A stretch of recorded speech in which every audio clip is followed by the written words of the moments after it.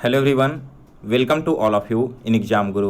दोस्तों, आज 29 जुलाई को एयरफोर्स का थर्ड शिफ्ट का एग्ज़ाम समाप्त हो चुका है और आज के थर्ड शिफ्ट में पूछे गए सारे क्वेश्चंस का एनालिसिस मैं आपको इस वीडियो में कराऊंगा। सो गाइज, अगर आपने आज के थर्ड शिफ्ट में एग्ज़ाम दिया होगा या फिर आगे आने वाले शिफ्टों में आपका पेपर है तो इस वीडियो को लास्ट तक ज़रूर देखें। साथ में दोस्तों, अगर आप इन सारे क्वेश्चन का PDF डाउनलोड करना चाहते हो तो टोटल शिफ्ट का PDF मेरे वेबसाइट examgurujob.com पर मिल जाएगा। मैंने डायरेक्ट लिंक वीडियो के डिस्क्रिप्शन बॉक्स में दे दिया है। और दोस्तों, एयरफोर्स के रिजल्ट एंड कट ऑफ के रिगार्डिंग मैंने अपने सेकंड चैनल एग्जाम गुरु 2.0 पर एक वीडियो अपलोड किया है, तो आप सारे लोग उस वीडियो को जरूर देखें और चैनल को भी सब्सक्राइब कर लें।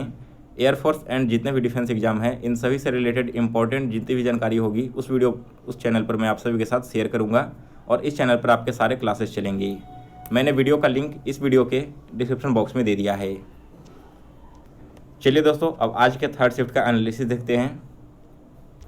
सबसे पहले मैं बात करूंगा आपके पेपर के ओवरऑल लेवल की। तो आपका इंग्लिश का जो लेवल है वो काफ़ी इजी आ रहा है अब के शिफ्टों में, और यहाँ पर आज का जो पैसेज आया था वो भी काफ़ी आसान पूछा गया है। केवल पैसेज में एक एंटोनिम या कभी कभी सिनोनिम पूछ लिया गया वोकैब वाला क्वेश्चन, उसमें थोड़े से छात्रों को प्रॉब्लम हुई है। बाकी ओवरऑल जो भी आपके क्वेश्चन थे 3 से 4 एक्स्ट्रा पैसेज में, वो सारे के सारे बिल्कुल ईजी थे और आसानी से सॉल्व हो जा रहे थे। इसके अलावा दोस्तों, जो वोकैब के क्वेश्चन हैं वो सारे के सारे आपके प्रीवियस शिफ्ट से अब रिपीट हो रहे हैं।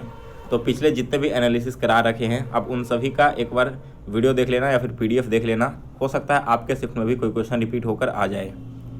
रागा का दोस्तों पेपर यहाँ पर काफ़ी लेंदी आने लगा है अब, और इसी वजह से ऐसा होगा कि कट ऑफ भी देखना थोड़ा लो इस बार जा सकता है, क्योंकि यहाँ पर जो मैथ्स के क्वेश्चन हैं वो काफ़ी टाइम टेकिंग हैं और रीजनिंग में जो आपके नॉन वर्बल वाले क्वेश्चन हैं वो भी काफ़ी ज़्यादा टाइम ले रहे हैं। तो यहाँ पर इंग्लिश का अटैम्प्ट सभी का बढ़िया जा रहा है, लेकिन रागा में सभी का अटैम्प्ट थोड़े लो हो रहे हैं। तो आपको टेंशन लेने की ज़रूरत है नहीं। आपने जितने भी अटैम्प्ट किए हैं मैंने कम्युनिटी पोस्ट में एक वोट कर रखा है, आप वहाँ पर जाकर अपना अटैम्प्ट शेयर कर दें। जैसे ही एग्ज़ाम समाप्त होगा तो मैं एक फुल कट ऑफ का वीडियो आप सभी के लिए उपलब्ध करवा दूँगा। चलिए अब देखते हैं यहाँ पर सबसे पहले इंग्लिश का। तो इंग्लिश में क्वेश्चन पूछा गया था वर्ब फॉर्म ऑफ एक्सेलेंट। दोस्तों, इस तरह के क्वेश्चन आपके हर शिफ्ट में देखने को मिले हैं। जैसे किसी वर्ड का वर्ब फॉर्म पूछ लिया गया, किसी का एडजेक्टिव पूछ लिया गया या फिर किसी का नाउन पूछ लिया गया। तो यहाँ पर एक्सेलेंट का अगर वर्ब फॉर्म की बात करें तो आपका हो जाएगा एक्सेल, और स्पेलिंग यहाँ पर है EXCEL।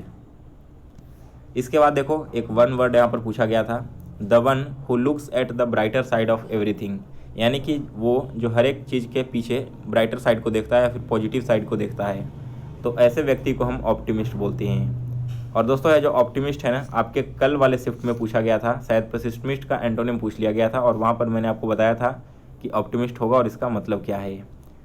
पेसिमिस्ट इसके जस्ट अपोजिट होता है, इसका मतलब है the one who looks at the negative side of everything. इसके बाद तीसरा क्वेश्चन देखते हैं।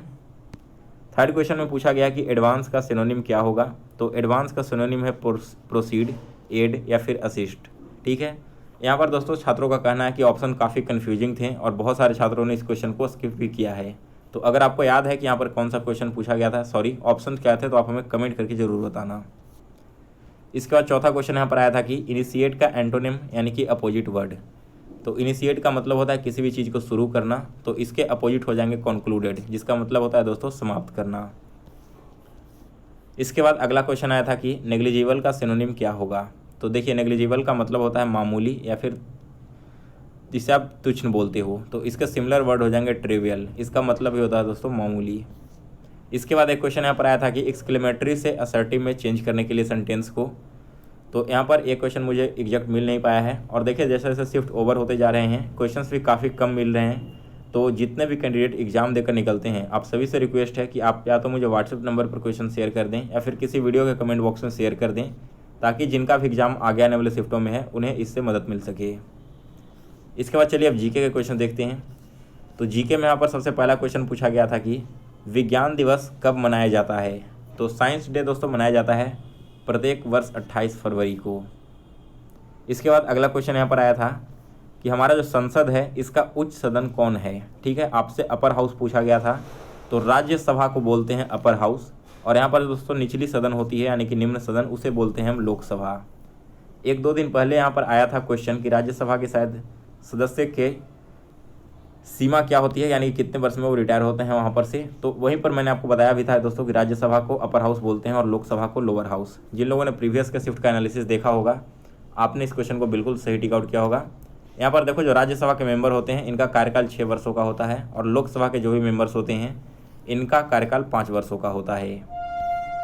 इसके बाद अगला जो क्वेश्चन यहाँ पर आया था वो ज्योग्राफी का है, और बहुत बार मैंने क्वेश्चन आपको करवाया है जीके के सेशन में। क्वेश्चन पूछा गया था कि भारत अपनी सबसे ज़्यादा जो सीमा है ना वो किसके साथ साझा करता है, किस देश के साथ में। तो दोस्तों भारत की जो थल सीमा है यानी कि ज़मीनी सीमा है वो सबसे लंबा है बांग्लादेश के साथ में, और इसकी लंबाई है 4096 किलोमीटर। इसके अलावा दोस्तों दूसरे नंबर पर वो चाइना के साथ शेयर करता है जो कि लंबाई है 3488 किलोमीटर। फिर आपका है पाकिस्तान के साथ में जो कि है 3323 किलोमीटर। वही अगर यहाँ पर क्वेश्चन में पूछा जाए कि सबसे छोटी सीमा किसके साथ साझा करता है तो वो है आपका अफगानिस्तान, और यहाँ पर केवल 106 किलोमीटर ही सीमा साझा करता है अफगानिस्तान के साथ भारत। नेक्स्ट आपका क्वेश्चन नंबर 4 आया कि गवर्नर जनरल पूछा गया यहाँ पर, यानी कि लेफ्टिनेंट जनरल पूछा गया है जम्मू एंड कश्मीर का। तो करंट में जम्मू कश्मीर के एलजी हैं मनोज सिन्हा। इसके बाद अगला क्वेश्चन यहाँ पर आया था कि इनमें से कौन सा जो रोग है ना वो वायरस के कारण नहीं होता है। तो देखिए जो कोलरा रोग था आपके ऑप्शन में वो वायरस के कारण नहीं होता है, करेक्ट आंसर है कोलरा। यह जो रोग है दोस्तों आपके होती है बैक्टीरिया के कारण से। इसके बाद अगला क्वेश्चन आया था कि शिमला समझौता किन 2 देशों के बीच में हुआ था। यह समझौता हुआ था भारत और पाकिस्तान के बीच में 1971 के वार के बाद 1972 में, और यह समझौता शिमला में हुआ था, इसलिए इसे नाम दिया गया शिमला एग्रीमेंट। इसके बाद अगला क्वेश्चन पूछा गया था कि मैराडोना जो है ठीक है वो एक टीम है फुटबॉल की, वो किस देश की है। तो दोस्तों यह टीम आपकी अर्जेंटीना की है। इसके बाद देखो एक और क्वेश्चन रिपीट हुआ है अभी, कल ही शायद या फिर मैंने परसों करवाया था आपको इवनिंग वाले शिफ्ट में। यहाँ पर पूछा गया था भारतीय सेना दिवस कब मनाया जाता है। तो यह मनाया जाता है 15 जनवरी को। इसके अलावा जब मैंने 25 जुलाई को थर्ड शिफ्ट का पेपर दिया था तो वहाँ पर 8 अक्टूबर वाला क्वेश्चन यानी कि इंडियन एयरफोर्स डे कब मनाया जाता है वो पूछा गया था। अब एक क्वेश्चन बचा हुआ रह गया है जो कि इस साल अभी तक नहीं आया है, वो है इंडियन नेवी डे। तो यह मनाया जाता है दोस्तों 4 दिसंबर को। इसे आप सभी लोग याद रखिए, हो सकता है आगे के जो 4-5 शिफ्ट बचे हुए हैं उनमें से किसी शिफ्ट में क्वेश्चन पूछ लिया जाए। तो यहाँ पर 8 क्वेश्चन मुझे जीके के मिले थे जिनका सॉल्यूशन मैंने आपको करवा दिया। इसके बाद देखिए रीजनिंग के 1-2 क्वेश्चंस मिले हैं, उसे भी देख लेते हैं। तो सबसे पहले तो आपका यहाँ आया था कि find the odd one out, यानी कि 4 में से कौन एक बाकी तीनों से अलग है।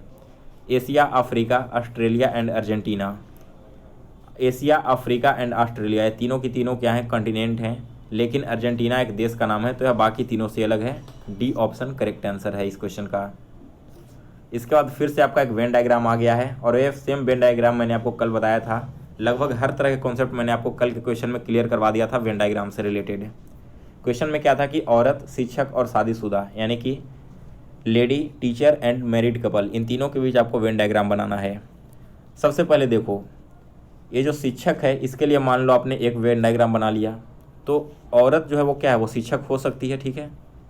यहाँ पर क्या आ जाएगा, इसके अंदर आ जाएगा। यहाँ पर शिक्षक ना देगा टीचर दिया गया था, ठीक है। तो टीचर का मतलब आप शिक्षक या शिक्षिका दोनों समझ सकते हो, यहाँ पर कन्फ्यूज मत होना। तो औरत जो क्या है वो टीचर के अंदर भी आ सकता है। अब इसके बाद अगर कोई व्यक्ति शादीशुदा है वो भी तो टीचिंग कर सकता है ना, यानी कि वो भी क्या आ जाएगा, इसके अंदर आ जाएगा।